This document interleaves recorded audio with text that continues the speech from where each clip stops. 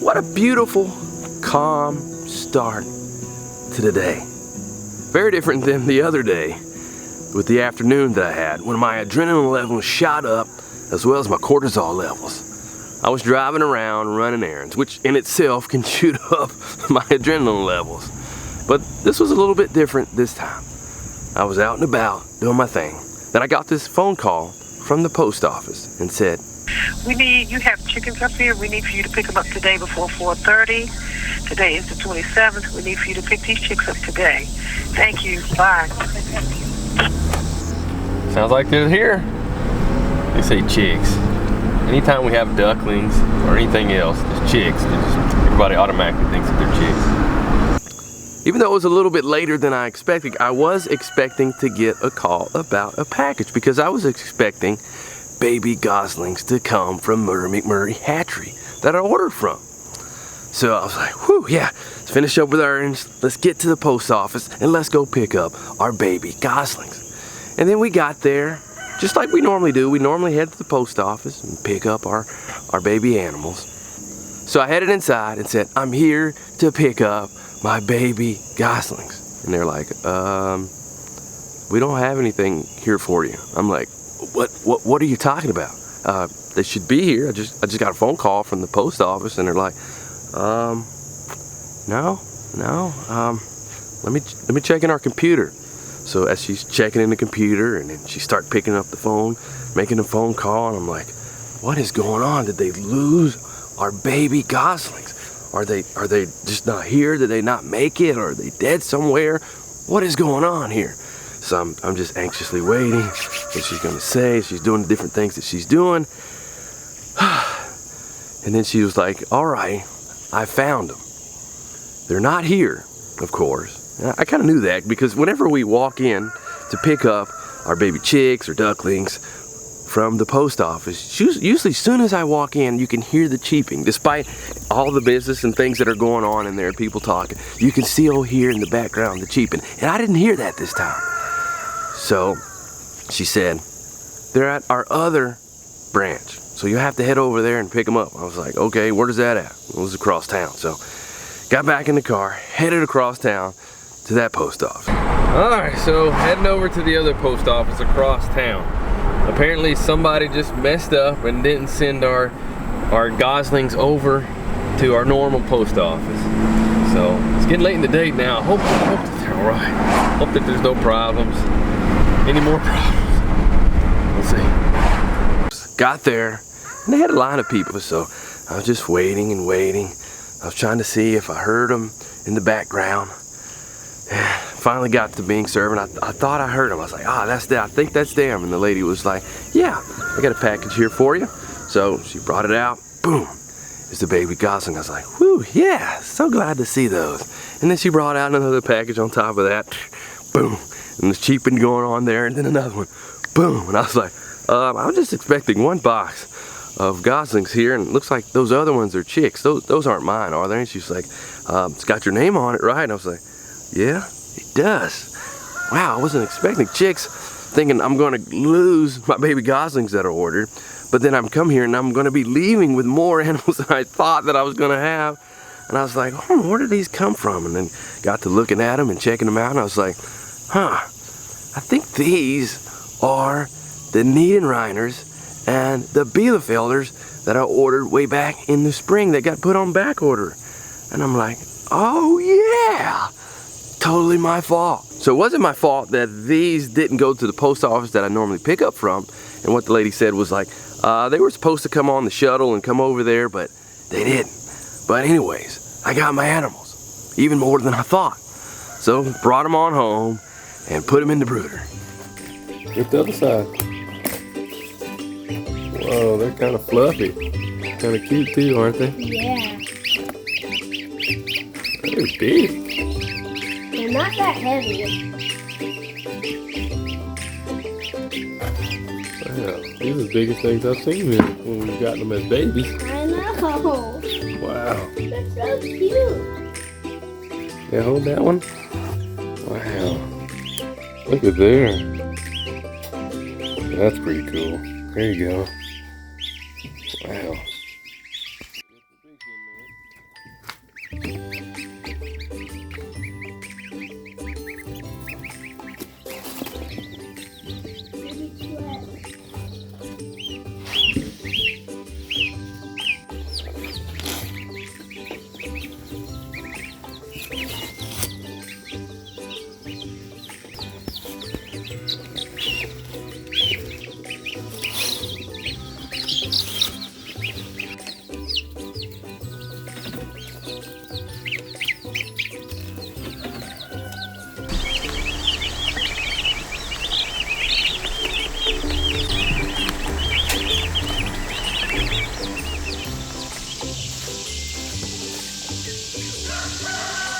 So ladies, how all the birds doing in here? They're doing really well now. You know, my guineas are doing so much better. They're growing because, you know, they had pasty butt before. And I asked you guys, like, what do y'all do for pasty butt? And you suggested a lot of different things. And a lot of stuff I had already tried, like putting apple cider vinegar in their waters and electrolytes and changing their feed. And oh, we got an escape artist yes, right there. they like to escape. So they're very flighty. Well, that one's back in there. Good job there, Sayla. You have to hold on to them really tight because a while ago one like totally jumped out of my hands. But so the pasty butt has resolved itself, and I haven't lost any more, and they've been growing really well. But they're so much more skittish than any other chicks that we have ever raised before. Like right now, this thing is like trembling in my hand. And another one just jumped up there. So if you get guinea chicks, just be prepared to never leave your brooder open. Because they follow one another. Once one's out, they all want to be out. Alright, we'll just close that back so no more escape on us. Alright. And man, you have Gigantor here. Man, they are so big. Yup. Even the first day that we picked these goslings up, they were huge. Opening the box, it was amazing to see how big they were and still are. They're so cute. I love playing with them. They follow me around if I take them out of the pen. I love them. Another neat thing is how well they have imprinted on the other birds that are in there, as well as Sayla and us as well. It's pretty neat seeing them just follow her around like that.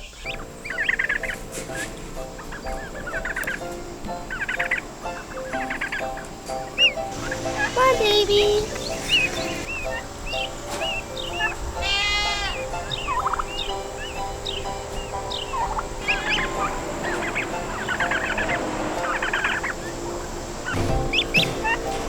I like them, they're so fluffy.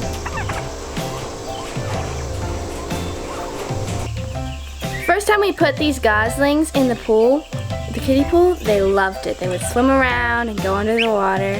They're so cute.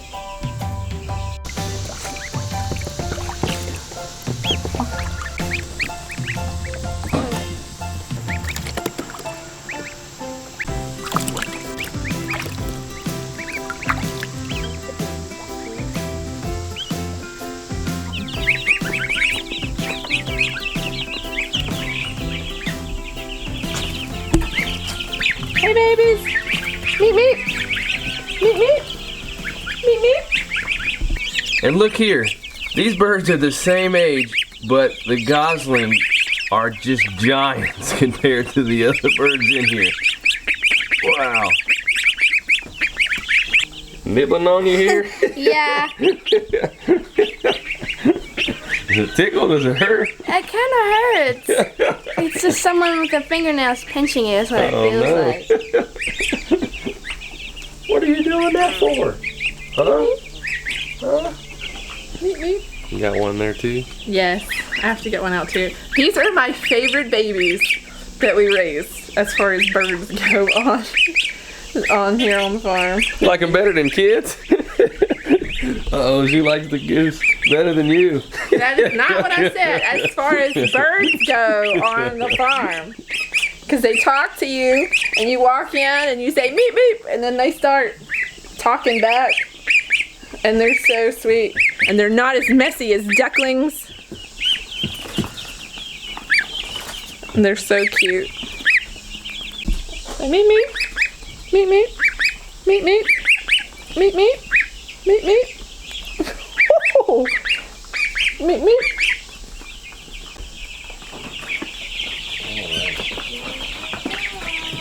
Go.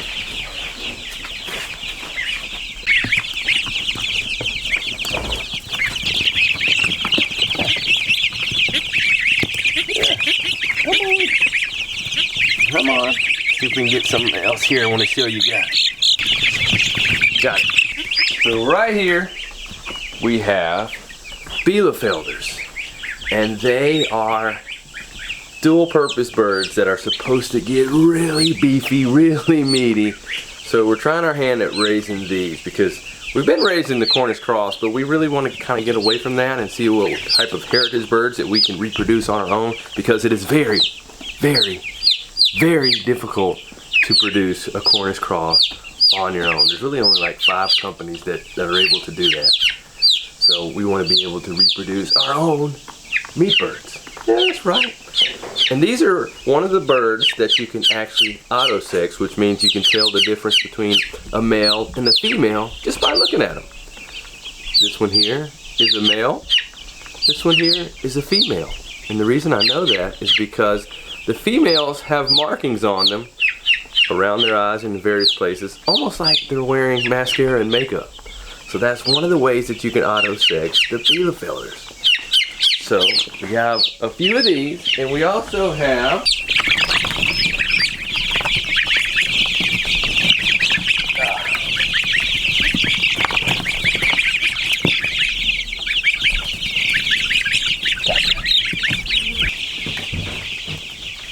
we're also trying the Niedenreiners.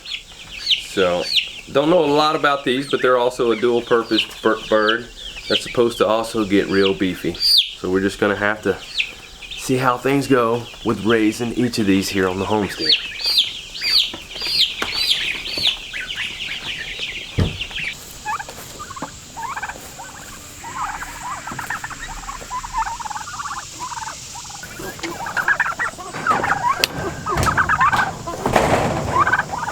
And in my newest chicken tractor here, a John Siskovich style, which I really love, by the way, in here I'm raising some other birds for the very first time. Some heritage turkeys, and in here with the heritage turkeys we have some enhanced Delaware broilers, both of which come from Murray McMurray Hatchery. And I'm loving both of them, by the way. Both of them will be meat birds and have good size on them. And in this tractor I move them on the fresh grass each day. With the help of the Chicks Lift wheel lever at the back, enables me to easily pull the whole tractor forward with the pull cable at the front. However, one of the things that I was wanting to work on is the watering system in here. I had this waterer that I had to take in and out prior to moving, and I was like, what is a way that we can simplify this? So I found this other watering system that I thought might work out really well.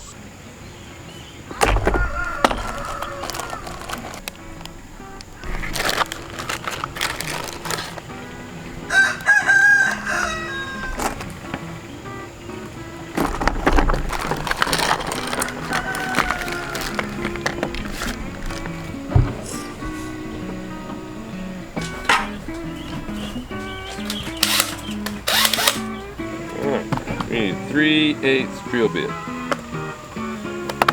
You get 3/8? Yep. Yeah, put it in there. This is the big one. These are tiny. Alrighty, so we're gonna put it on there just something about like that. Okay, ready to drill? I'm gonna drill. I'm nervous. I don't want to do it wrong.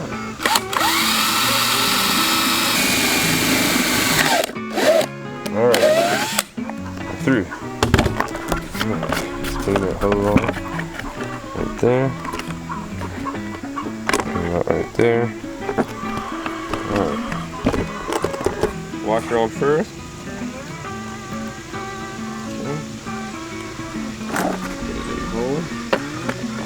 Got the nut here. On the inside.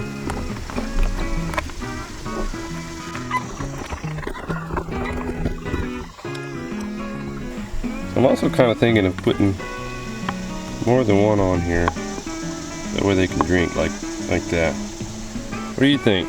Yeah. Hose.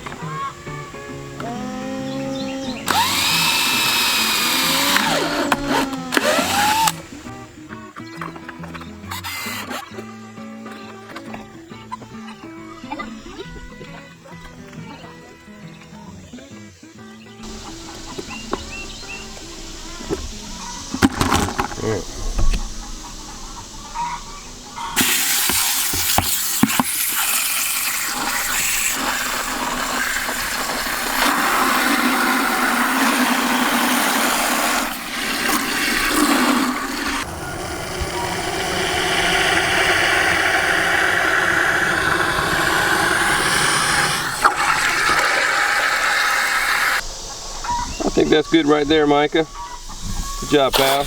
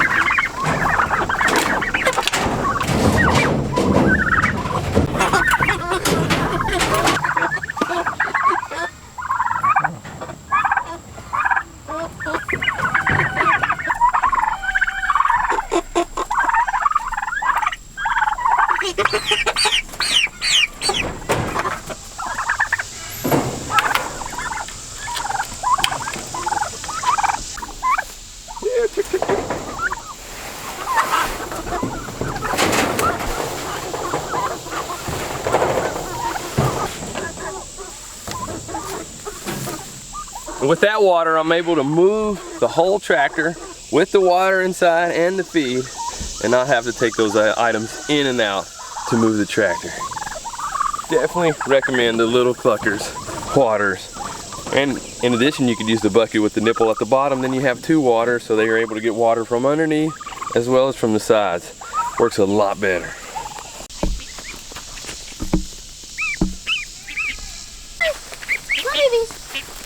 Whoa, it's like airplane. I don't know about you, but those baby African geese are super cute. It's so neat to see them follow us around, especially Selah. And this is our first time raising baby geese. We do have one goose here on the farm named Greg, and we got him when he was fully mature from some friends of ours, and he has done a great job here honking and guarding and letting us know, and the flocks that he's over, letting them know when something's around that could cause them harm. But supposedly these African geese will be great guard geese as well, and actually they're supposed to be even better for meat geese as well. Now, I don't plan to harvest them all. We're going to keep them as guard geese, but some we will probably harvest and enjoy the meat. And I didn't know this until here recently, but African geese are actually on the watch list according to the Livestock Conservancy for watching their numbers to make sure that the population doesn't go down too much. And even though we may eat a couple, I will definitely save some, and hopefully we can help play a part in increasing those numbers. And also, the bourbon red turkeys that I'm raising, well, they're actually on the watch list as well for heritage turkeys. And we're going to be trying to do our part. Even though I had originally got these for Thanksgiving birds, I do plan to keep some to help as breeding birds, to help also to increase those numbers. And over the years, I've raised both hybrids and heritage breeds of animals.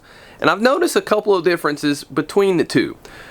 Hybrids in general tend to be weaker animals, and the heritage breeds tend to be hardier and tougher as far as just taking care of themselves. They're more self-sufficient, more self-sustaining, able to take care of themselves. They eat less feed, drink less water, and in the summertime they're able to handle the heat better than the hybrids, and in the wintertime they're able to handle the colder temperatures better than the hybrids.